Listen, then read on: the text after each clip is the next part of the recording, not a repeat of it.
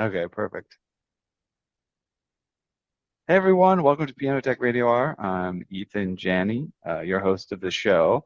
If you're out there on Facebook and YouTube, get yourself settled. We'll begin momentarily. We're letting the folks into the Zoom room as well here now. I'd like to give folks a chance to see that things are happening. Get yourself into the situation, into the room, and we'll get started momentarily. I'll also introduce the program and give some context for everything.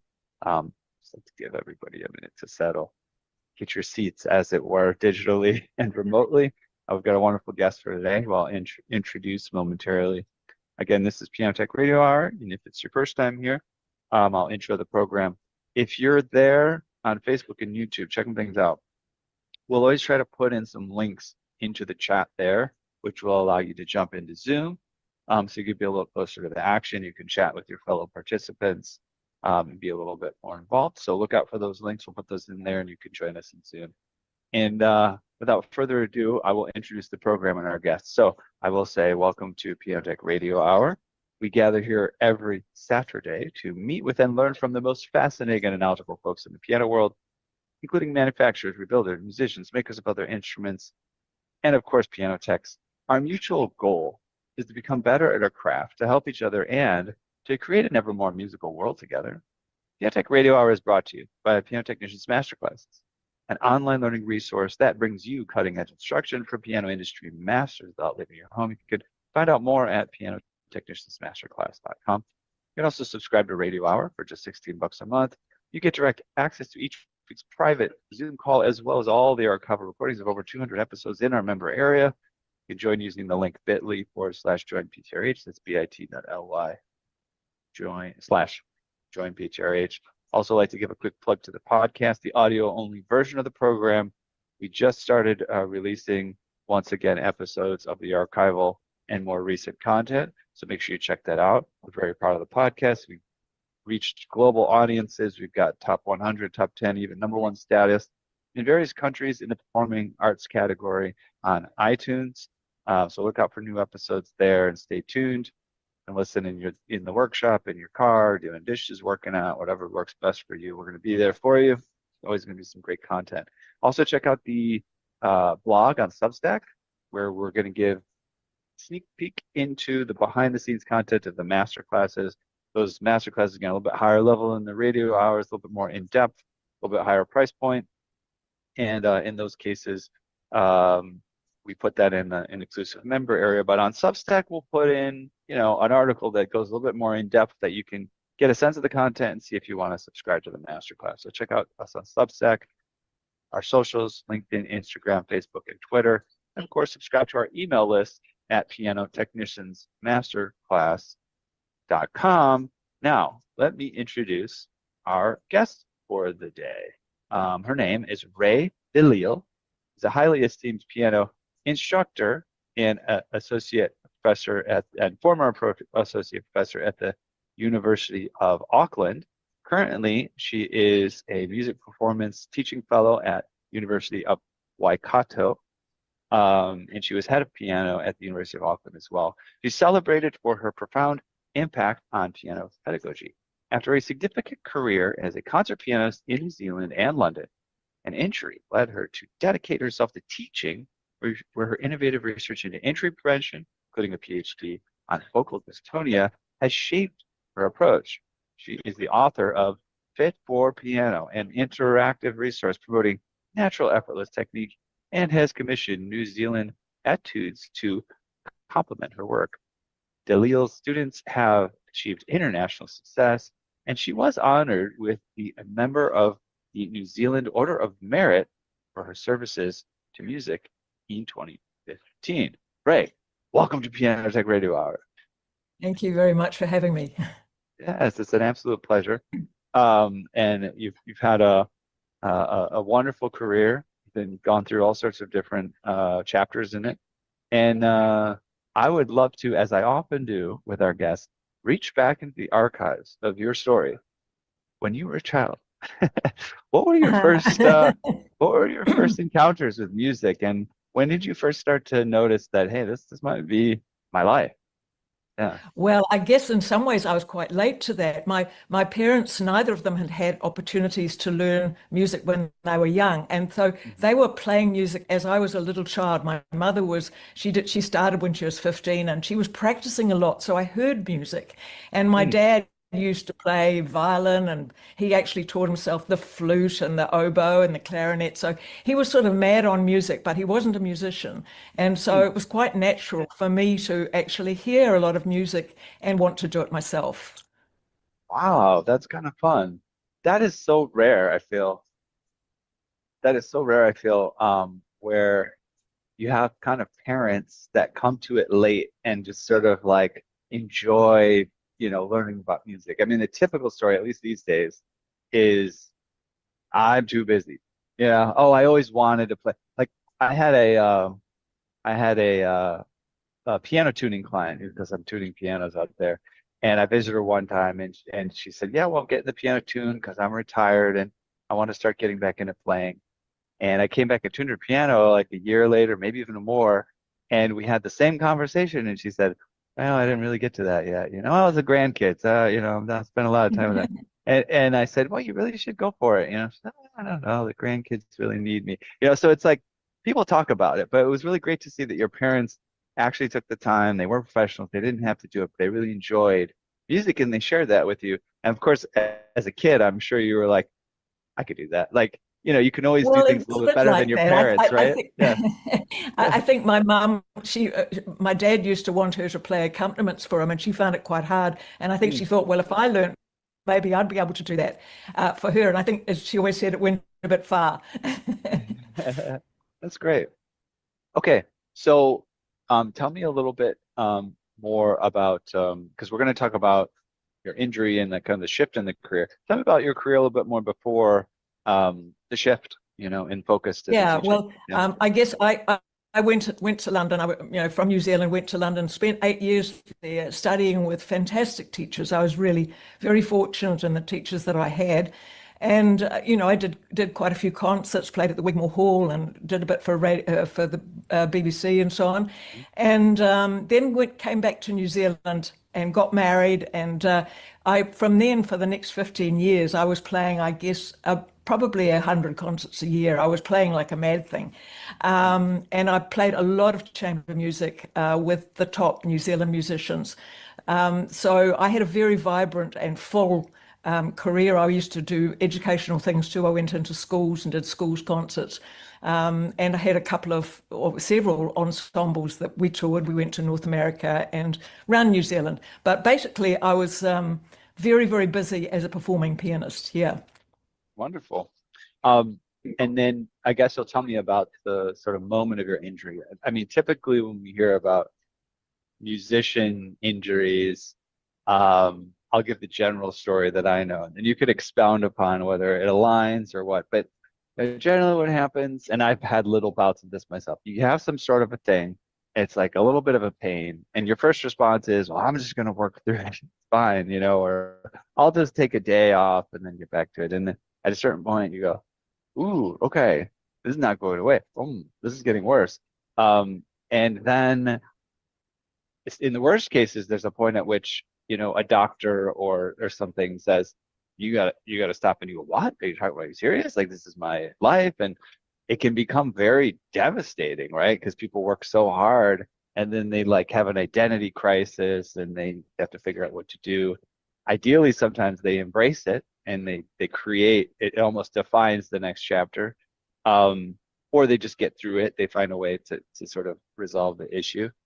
Or in some cases, their life takes a totally different course. So how does your story align with this, with these kind of different Okay, well, mine was timelines? something that it didn't happen gradually. It wasn't as if I had some pain and I thought, Yeah. oh, I have to do something about this. I got asked to play Shostakovich Piano Concerto #2 at 3 weeks' notice, and I hadn't learnt it. And I thought, oh yeah, I'm Superwoman. I can learn things very fast, and I can accept that because I had to play it later in the year, and I thought, well, I get it done now. That works out of the way. So I went at it like a mad thing, sort of 6 hours a day, and learnt the piece all right. Learnt it in about the first 9 days, but then it's got quite a lot of octaves in it, and my hand's quite small, and I didn't have the greatest octave technique at that point. And so I practicing these octaves. Suddenly something went snap in my wrist, and I, whoa, that doesn't feel very good. And I went actually and had a bit of Feldenkrais, and Feldenkrais is one of these disciplines where they don't actually touch you; they just tell you to align this and so on, make you aware. And the Feldenkrais practitioner said, well, your right side's sort of shorter than your left side. What about, can you do these adjustments? Well, actually, after that session, which just made me aware, it was as if my whole body just said, hang on a minute, you've abused me for so long, I'm going to just shut down. And I literally lost my total strength in my upper body. I couldn't really, carry a glass of water, or, I just wash my hair. It was like my arms wouldn't lift and couldn't carry a bag of shopping. It was like a major physical shutdown.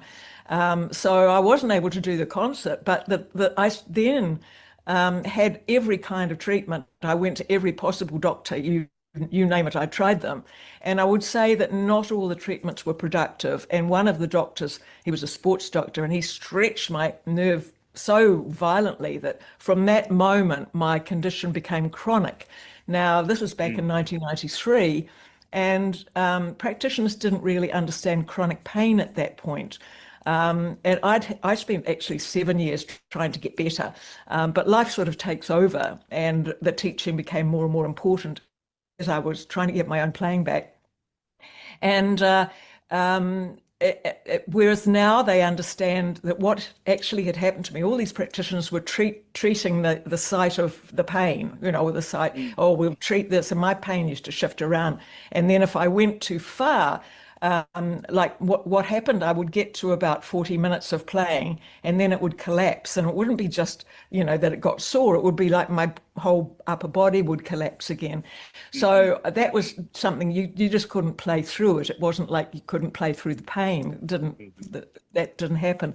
So like trying to walk when your foot falls asleep or something. Yeah, it was, it was very distressing, as you can imagine. As you said, it's your whole identity. My identity was playing the piano, and that was who I was. I was Rae de Lisle, the pianist. I didn't know who else I was. So I had to kind of reinvent myself. And the interesting thing is that now they understand chronic pain, whereas in 1993, it wasn't so well understood that it's actually a neurological problem. And what I had conditioned my body to understand was that if I played for more than 40, 45 minutes, it was going to put up the alarm bells and the pain would go everywhere. And it's like with chronic pain, these alarm signals go to different parts of the brain until the whole system can shut down again. And interestingly enough, much later, we're talking only a few years ago, I've got a son-in-law who's a very fine cellist, and I'd had a little bit of cancer, which I got through. That was, 2015. But as I was recovering, I started to play a bit again. And my son-in-law said, why don't we do a CD? And so he said, I want to do some songs for cello. So I thought, well, that's a project. Maybe I could do that, songs for cello. And so I started to play. But the interesting thing was, as I began to play more and more, suddenly the pain came back. And I thought, but this is ridiculous. This is 15 years ago. I'm not injured. This is absolutely nothing wrong with me. And so I did an online course on chronic pain, and I managed to train my brain out of this stupid reaction until I was able to play again. So, these neurological conditions are something that are not always understood, I think, and really quite important. It's a little bit like focal dystonia, which is, what I did my PhD in. That's also neurological. This is, I mean, you may have caught this so far, but I studied neuroscience. I got my PhD in neuroscience, and I studied birdsong, so that was my interesting overlap with music. And so I'm very interested to hear more about this. We had a neuroscientist on a couple sessions back who does the neuroscience of practice. I'm sorry, she's not a neuroscientist. She's a musician, but she went deep into it. Um, but yeah, it's a problem that you dealt with, but it's also interesting, to uncover Mm, the mystery of what's going on. Um, mm. Tell us, can you define focal dystonia? Because um, so focal. Let me see if I can unpack it. I have no idea of the term, but focal would mean there's a specific place. Dis is there's something going wrong.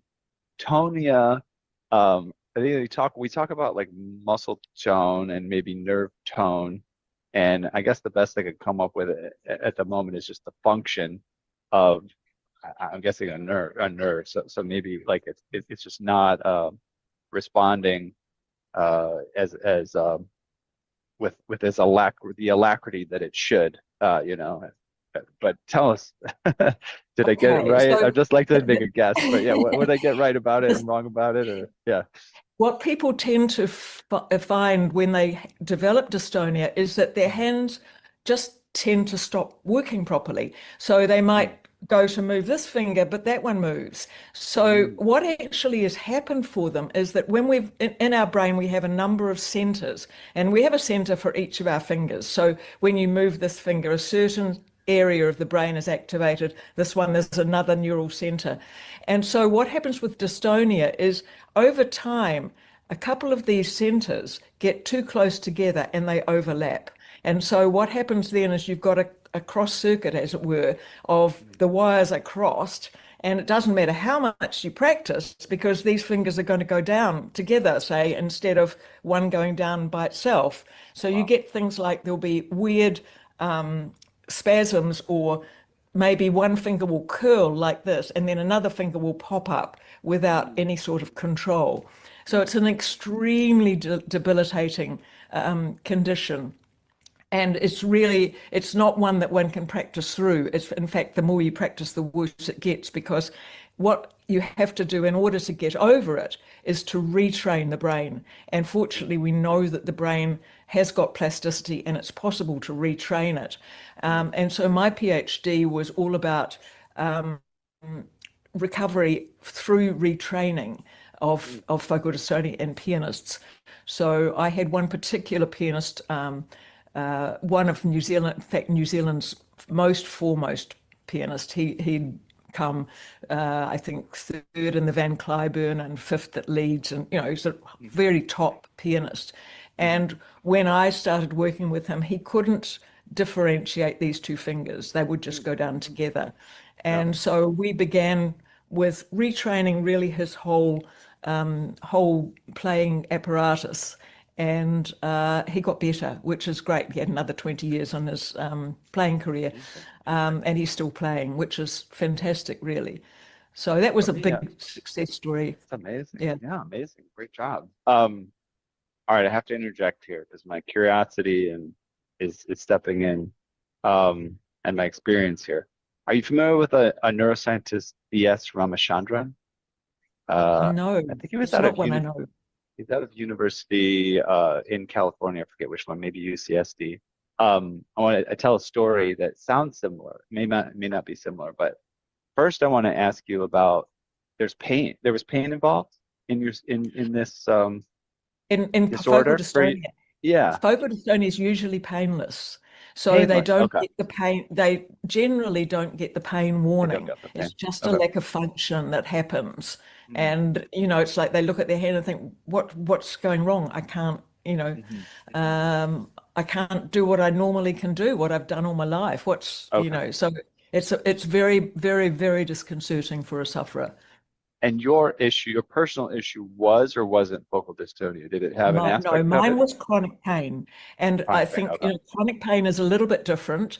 In fact, quite different. Mhm, It's not specific like that. It's much more general, and it is pain. It's mhm. a different kind of A condition, different but thing. it's neurological, not it can start physically, but it Okay. ends being neurological.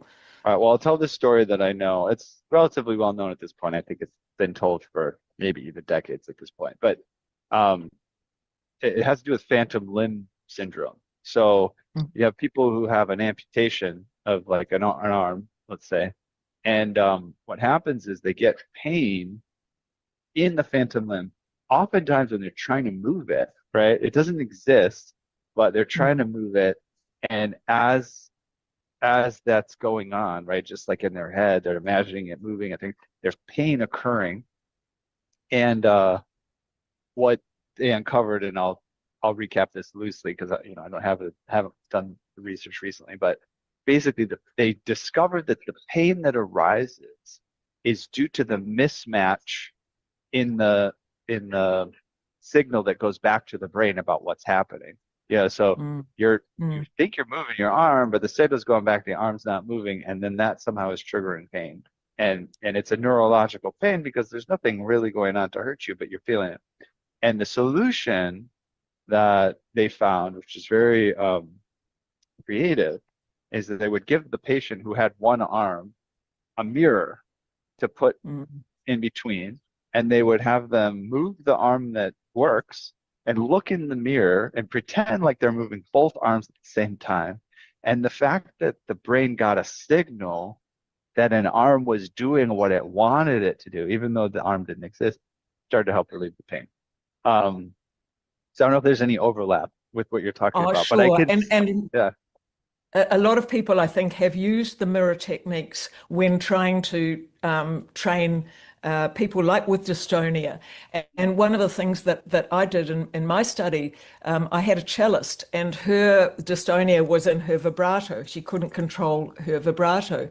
And so what we did was we trained the other hand to do vibrato in a different way. And that training of the wrong hand, with a healthy hand, then went over and helped her to retrain the injured hand. And we did a lot of that with the pianist that I used in my PhD study, where we actually worked, because nearly always their technique was, in my view, not absolutely optimal. And so there were things that I felt what could be adjusted.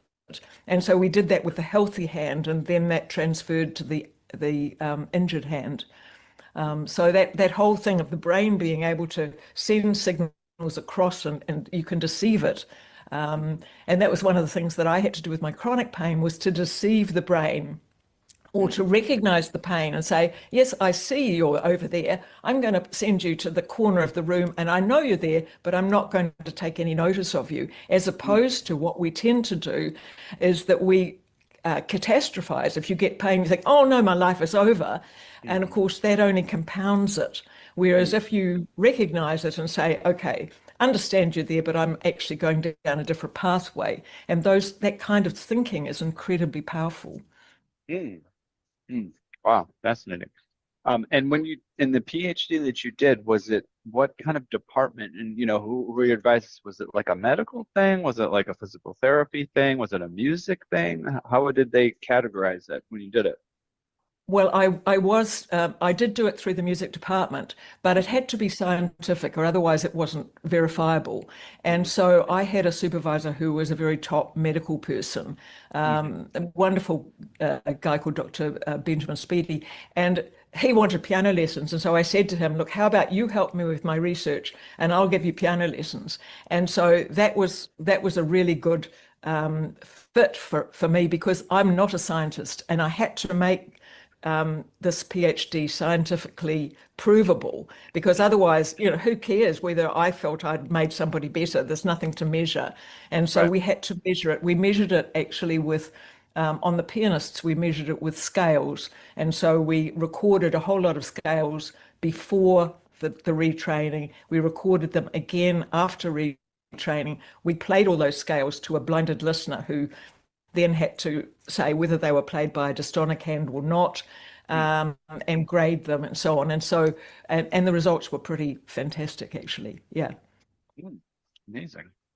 I know we have some things to present. I don't know if now's a good time to begin with it, or we can Sure. speak a little bit more about what are your thoughts on Yeah, I think bringing that in. that sounds like a good idea, because Okay. the thing was that I found that when I was at university, a lot of students were coming in with tension in their techniques, which was stopping them from playing as well as they could do. Some of them even got injured, some of them had pain, and I thought, how can I actually help all of these students? They're not all my students. I was head of the department at the time. I had 5 other piano teachers working for me.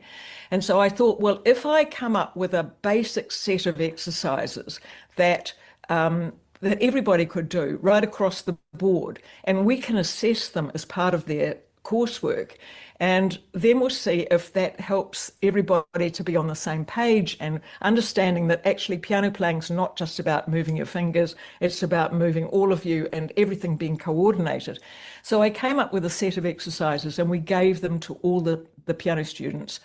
And we found that actually the injury rate dropped right down.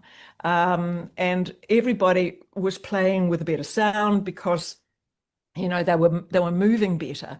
And then I thought, okay, now we've got these exercises going, I better put them into a book. And so that's how Fit for Piano was born, because I wanted the book to be something which is very simple, not something that was like a big thick textbook which you can write on piano technique, but most people leave them on the shelves. So I wanted this to be a user-friendly resource, something that people could dip into with at whatever level of playing they were at, because I thought, well, if we can get people's playing really set up in the right way from the time they're at the earliest grades, then by the time they get to university, it's going to be all in place and we can play well. So that's really where Fit for Piano came about. And you might like to pop the slide up. I've got the book here, but it's actually an electronic resource. So perhaps if you pop that first slide up. So yeah, this is Fit for Piano here. Okay. And it's full of lovely illustrations because I wanted it to be something that wasn't at all frightening, that everybody could understand, even if they're at the earliest grade. And so it's full of lively little pictures. If we go to the next slide, which is called Parachutes and Hot Air Balloons. And this is just a very basic slur type exercise. But what we're using is the long fingers so that the thumb doesn't pull the hand out of alignment. And there's a lot of writing that explains all of this, but the pictures are really beautiful. And then there's also videos that one in the hard copy, you can scan a QR code. If you pop the next slide up, if we can have a QR code, and there's notes for the teachers also explaining how this movement relates to repertoire of all levels and some examples of repertoire. So if we go into the little video, which is one of the exercises, if it works for you. You work on sharing the video just a second. This is just the one staccato workout. This is 3-note slurs, this one. This is just 2 and 3-note slurs, video number. Oh, here it is. Okay, perfect. Slide number 4. And so basically, if we get this one going, she's just showing you how to group notes together. So we're not working on individual fingers, we're working on the whole arm, working as one. That's probably enough. Okay. So then after a while, I found that some of the teachers and so on were not quite understanding things as well as I wanted. So I made an online course, which is our next slide, which is called Exploring Piano Technique. Now, in Exploring Piano Technique, I've got 9 hours of video, which have, I take every aspect of piano technique from gesture, playing staccato, legato, scales, and so on, and probably a half-hour lesson on each. And at the end of the lesson, there's a workout, which is the next slide that we have here, a printed workout, and also with that goes a video where you can play along with these exercises in real time. So if I play the next video, this is Melody. She's been my right-hand person through the whole of Fit for Piano journey, and she has put together the electronics of the course and of the book. And so in this workout, I think it should be a video there. Maybe it's not. Yeah. Start with your wrist higher than your hand. Is that playing for you? Yeah, this is the one. This is bounce down on each chord using prepared fingertips. Keep your hand near the keys and feel that you have electricity in your fingertips. Do the same with your left hand, taking a second inversion chord with your thumb on E. Your whole arm is part of the movement. Listen to your sound. It should be light and crisp, but still have some resonance. Yeah, so that's sort of the kind of thing that goes with the course, so that there's an online resource you can print out and you can play along with those exercises. So if we move along to the next slide, the next one, which is called staccato, probably slide number 8. And okay. You see that? Yep. Yeah, this is the little one called trampoline bounces, and that's exactly what she was doing in that video. Just a very simple exercise, but a nice picture of a guy bouncing on a trampoline, which kids can understand, and that's the core of the movement. And then we need different kinds of staccato. So if we go on to the next slide, sometimes we need staccato to be done with a sort of sweeping movement, which we can play on this one, where again, she's using the whole body, not just the fingertip, because we just use the fingertip to do finger staccato. It's liable to be quite sort of stiff, whereas here you'll see that she can use her whole arm as part of that movement. If you just play that one. And so we're using a repeated note. And I find this exercise fantastic because it activates the end joint of the finger and gets it so you can play really, really fast and light.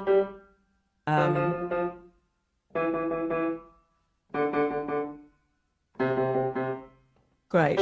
And then if we move on to the next slide, which is called joint support, because I find so many of students have collapsing joints. And so we have some little exercises here which help that end joint to be really stable, and because we need in all of our piano playing these joints working together, and we don't want one collapsing, and they all need to work together.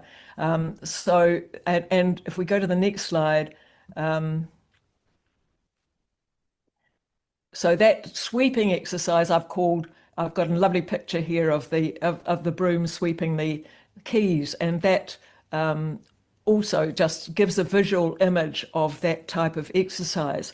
Now, if we go on to the next slide, this is to do with the wrist, which I've found probably is the most usual place for people to get injured and for people to become very stiff.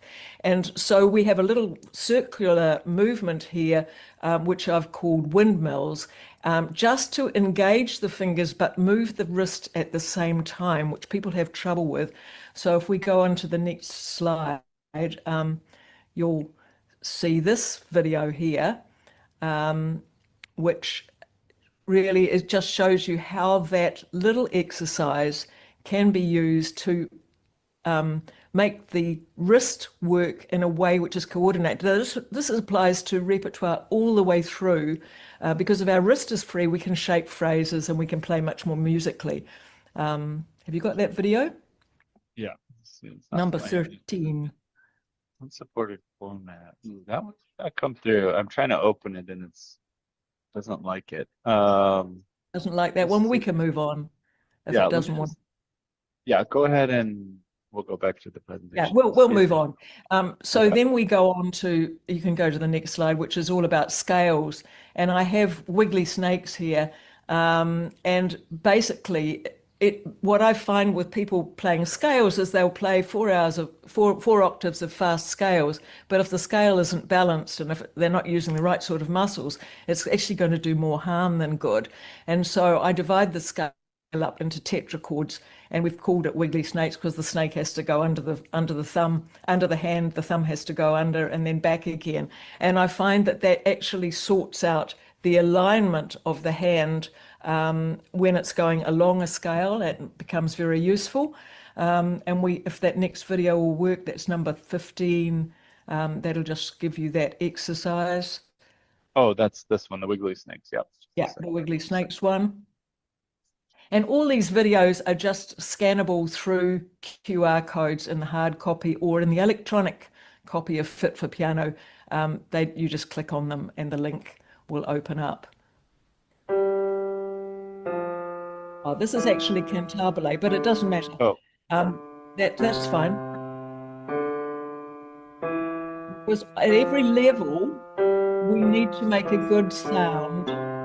And this exercise of playing cantabile,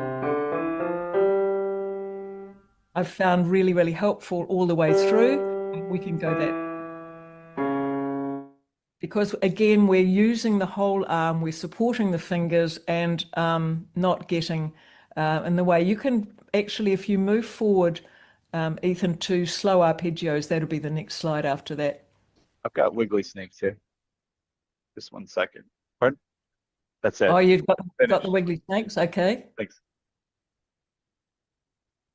Thank you. Yeah, this is wiggly snakes. Let's check it out. Yeah, sure. So by doing tetrachords like that, we're just making sure the alignment is sorted at every point in the scale, that nothing gets left behind. Yeah, the thumb looks very natural there.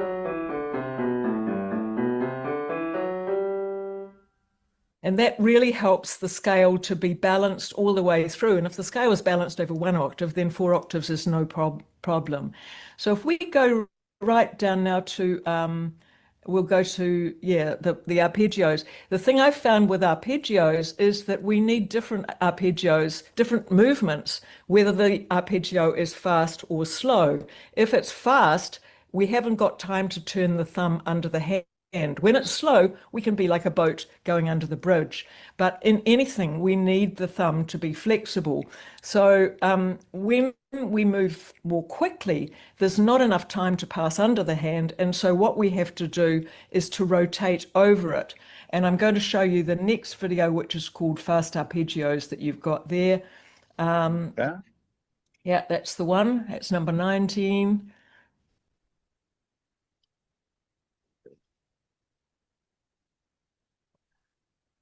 And if this one will play for you, is this one not enjoying? Angel's Wings, I think was the one that we decided. No, no, this is called Fast Arpeggio number 19. Okay. Oh, here it is. What is that? Ooh. Oh, okay. That one's not playing either. That one doesn't want to play? No. Okay.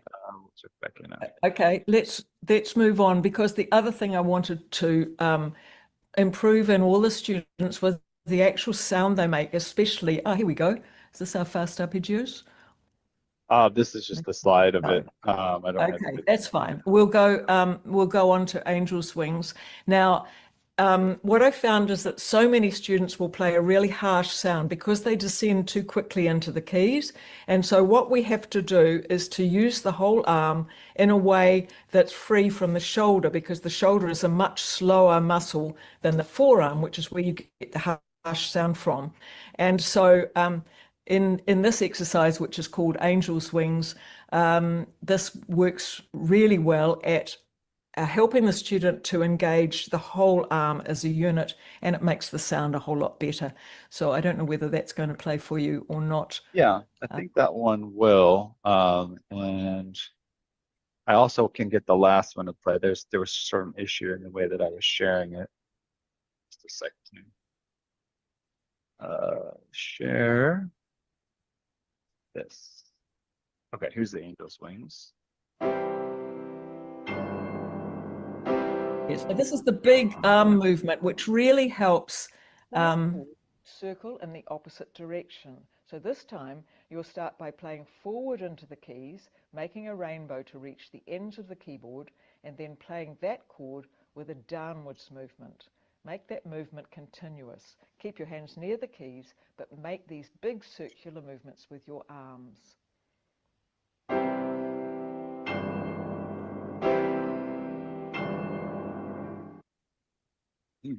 So that's the kind of thing that we have in the workouts, where you play along with the exercise, but I give instructions as you go through the exercises. And I found that that really helps people to learn, just like having a lesson in your own room.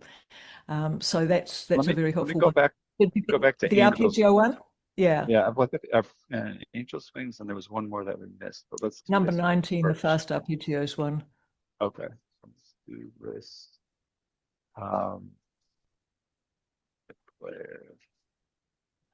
Here. Okay, I don't think we saw this one yet. Here we go. First, take the C an octave above middle C with your right hand and play your thumb near its tip and tap the notes on either side with your long fingers. As you cross over, allow your thumb to collapse a little. Check that your elbow is hanging relaxed. Now let's add some notes. So tap from E to A with your third finger.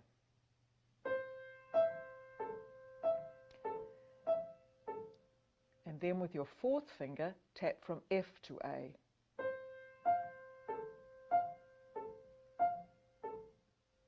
Do the same with your left hand. Silently tap first. So pivot on C with your thumb and over and tapping those notes. Then play the notes from E to A with your third finger. And then from E to G with your fourth finger.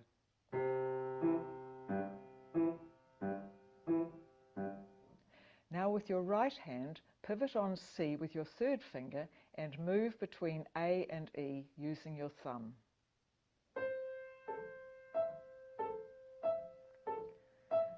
Now play the C with your fourth finger and tap from G to E with your thumb.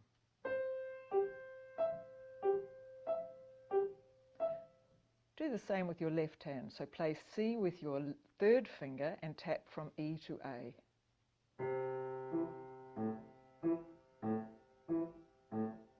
And then play the C with your fourth and tap from F to A.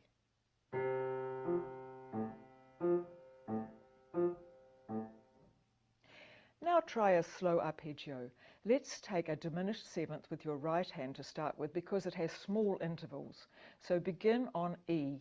Travel up 2 octaves, adjusting laterally with each note, and make sure that you stand on your fourth finger as you pass your thumb under. You can leave your hand on one level. You don't need to raise your wrist on the black notes. And on the return journey, don't be tempted to kick your elbow out. Let's do it again. Just soften your thumb and bring your elbow towards you.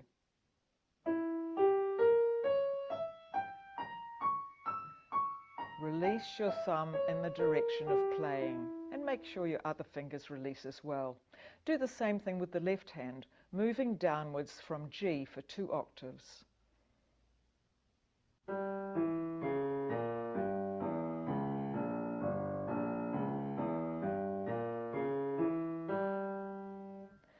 Now take 2 octaves of B major with your right hand. Here your thumb will be over the white keys because we're having black notes.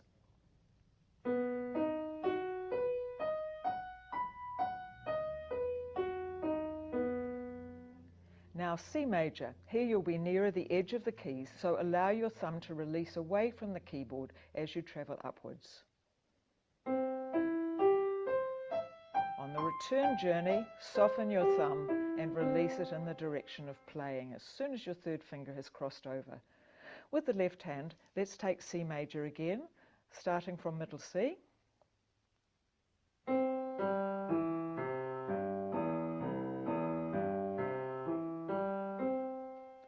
And then let's do D flat major.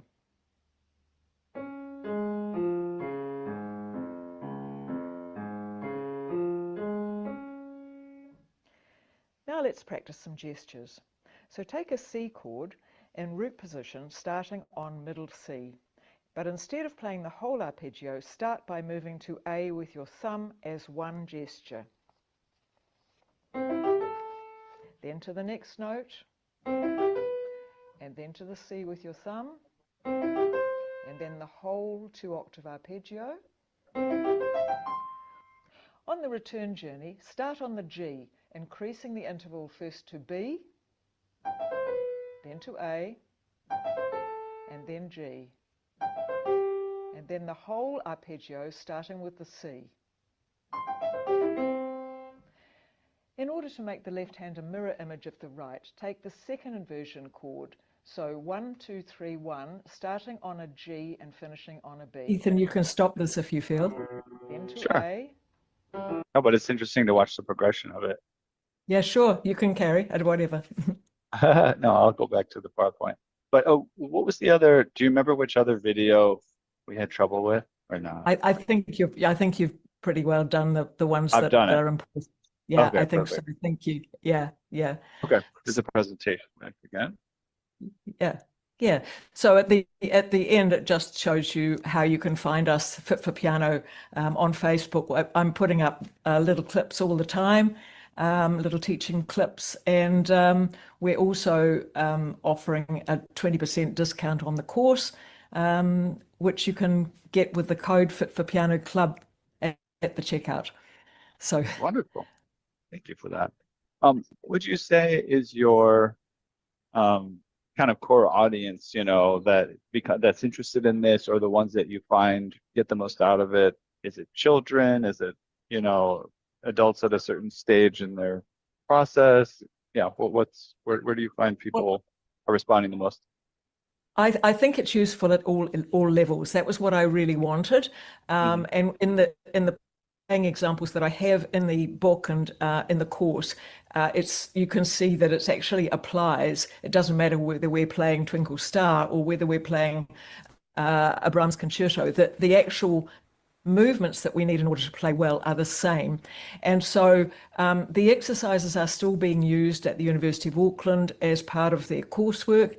And yet I have a lot of teachers that come and are using it right from their very earliest beginner pianists, from children. And because it's got the nice pictures and it's got the video, it makes it quite user-friendly. So yeah, it's going really well. So I feel it's made quite a contribution. And I find when I go places to give masterclasses and workshops, when people have already had an introduction to it, and some of them will be using the book, I found they're very easy to teach because all of that preliminary work is done, and it means that I can sort of jump in and there's a sort of common language. So that's really helpful, I think. Wonderful. We're going to be wrapping up here in maybe 5 minutes or so, but in the meantime, anything you haven't shared so far that I didn't ask about, we didn't explore, that you think's worth touching upon? Yeah, maybe we could touch just briefly on the Fit for Piano études, which we also have now published. And what I did here was to ask 12 New Zealand composers to write an étude based on a specific exercise out of the book. And so we have an exercise, we have a piece on arpeggios, we have a piece on staccato, we have a piece on just using the 4 fingers without the thumb. And these clips are actually on my YouTube channel of the pieces, so they're available too. And they're very short pieces. They're maybe a minute or 2 minutes at the most. So they're quite useful little pieces to put into a competition or a festival repertoire at a very young level. People who've got a 10-minute slot to fill, and they maybe want to play a Beethoven sonata and something completely different. And that I've found is been quite helpful and quite useful. Yeah. Wonderful. And also just what's on your agenda for you personally in the coming months and years? I know you've made a shift in terms of the institutional affiliation and schedule and who you're working with. But yeah, what are the future plans? Any more publications or concerts Well, or yeah? I have to say, Ethan, I'm quite busy. So I'm teaching, 20, 25 hours a week at home. And I've got a few university students. Some of the university students come anyway, even though they're engaged in a course, they like to come for extra lessons. And so I'm quite busy as a teacher. I'm going to Tasmania actually next week to adjudicate some competitions and do some workshops and do some presentations. So yeah, life is pretty busy actually. I think I went to Australia 3 times last year. So, it's sort of, it's out there and people seem to enjoy the publications and just, I mean, I really enjoy teaching. I think if I hadn't had my injury, I think I wouldn't have spent so much of my life teaching. And I think that's probably what I'm better at, actually. So it's sort of, it's been a good pathway for me to have to reinvent myself into teaching and into research and so on. So, yeah. Great. So before we sign off here, just give you a moment, if you didn't already, plug any place you want people to go, any upcoming thing that's going on, any final words of wisdom, or advice, or anything of that matter. Just a moment for you to share anything there. Well, I think the main thing about the whole of piano technique is it needs to sound good and it needs to feel easy. And I guess that's my mission, is to help people to play as musically as they can with the least effort. And so all of my work with Fit for Piano, with the course, with the book, with the ebook, that has been my mission, to give people the pleasure of playing without struggle. And you see so many people that you think, oh, if only they would do this, they would play so much better. And when you can create a little bit of magic like that for them, I love the sort of aha moments when I'm teaching and somebody suddenly gets something, and that to me is the biggest reward. So I guess all the Fit for Piano resources are on our website, on our Facebook page. We're putting posts up pretty nearly every week with little teaching reflections that I'm doing on that. And as far as future publications, I haven't quite got there at the moment. Doing the course was a big deal. That took a lot of effort, a lot of energy, and yeah, the book's doing pretty well for itself at the moment. So check out our website, check out our Facebook page, and I hope you enjoy. Wonderful. Well, congrats on all the progress that you've made in making these resources and knowledge available to a broader audience. It's creating the content and making the discoveries and doing the teaching. It's half the battle when it comes to, okay, well, now you got to find a way for people to find out about it. So congratulations on making it here to talk to us about it, and hopefully there's many more opportunities for you to share. Thank you very much, Ethan. Thank you for having me on the show. Absolutely. So we have reached the end of another musical journey here at Piano Tech Radio Hour. Thank you very much to Rae de Lisle for joining us today. As always, we're brought to you by Piano Tech's Masterclasses, cutting-edge instruction from piano industry masters without leaving your home. If you joined us today for signing up for this individual session, you can make your life more convenient. Subscribe to Piano Tech Radio, just $16 a month. You get a recording of today's session in a member area, as well as automatic registration for each week's new session. Sign up at bit.ly/join PTRH. That's bit.ly/join PTRH. Don't forget about the podcast, the Substack, the socials, LinkedIn, Instagram, Facebook, and Twitter. Our monthly masterclass, our next one coming up is on the neuroscience of practicing, which is interesting overlap with what we just talked about today. And other than that, go to our website and sign up for the email list. Hopefully we'll see you all again next week. Thank you very much, everyone. Bye-bye.